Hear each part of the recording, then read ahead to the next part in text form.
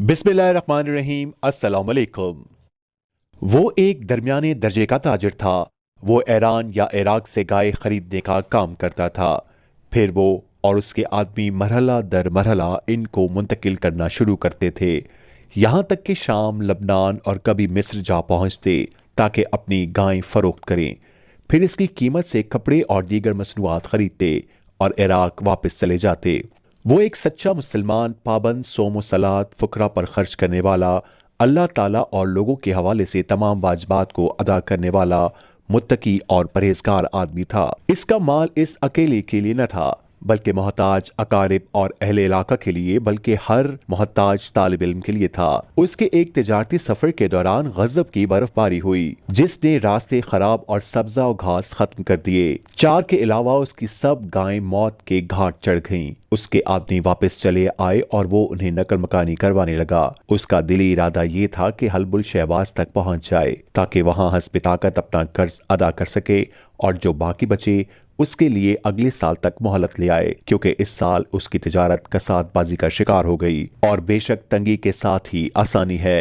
दौरान सफर वो मौसल हदबा से हलबुल शहबाज की तरफ चलते हुए एक शाम एक छोटी सी बस्ती में जा पहुंचा। उसमें से एक घर के दरवाजे पर दस्तक दी। जब साहिब खाना बाहर निकला तो उसे बतलाया कि वो अल्लाह का मेहमान है और वो रात इसके घर बसर करना चाहता है। जब सुबह हो गई तो दूसरी बस्ती की तरफ आज़िम सफर हो जाएगा। तब रेस्टोरेंट नहीं हुआ करते थे जिनमें मुसाफिर पनाह हासिल कर सकें, ना ही होटल थे कि अजनबी खाना तनावल कर सकें। कोई अजनबी और मुसाफिर जिस जगह पहुंचता किसी दरवाजे पर दस्तक देता और फिर मेहमान बनकर अहले खाना में जा गिरता, सोता जैसे वो सोते और खाना खाते हैं, जिसकी कोई उजरत और मुआवजा न होता। साहिब खाना ने अपने मेहमान को खुश आमदीद कहा, उसकी गाय अपने घर के सहन में उतारी और मेहमान के लिए खाना और जानवरों के लिए चारा रखा। घर का मालिक मुफलिस और कल्लाश था। दीगर लोगों की तरह उसे भी अरसाए दराज से मुसलसल ज़ालाबारी ने घेर रखा था, जिससे उसके मवेशी हलाक और ज़रात खसारे में थी।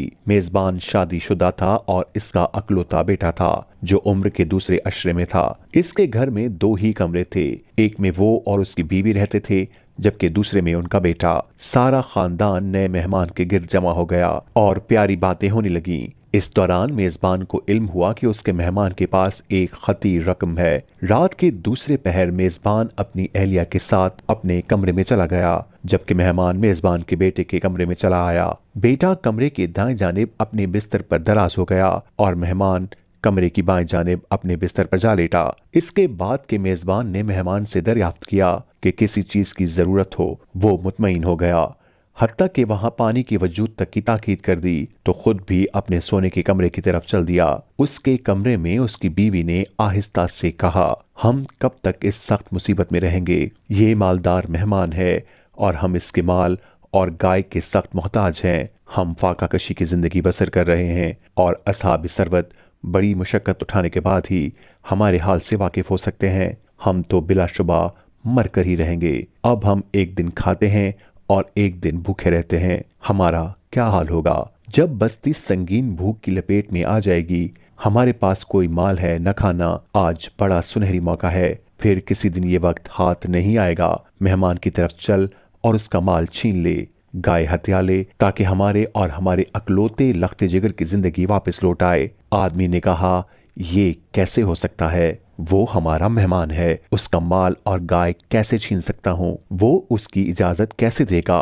बीवी ने कहा, इसको कत्ल कर दो, फिर हम उसकी लाश बस्ती के दामन में वाक़े खड्डे में फेंक देंगे। उसकी खबर किसको मालूम होगी? कौन जाएगा? बीवी ने इसरार किया और शैतान उनका तीसरा था। उसने आदमी के सामने इसकी बीवी की स्कीम को मुज़य्यन किया, लेकिन वो मेहमान को कत्ल करने से रोका रहा।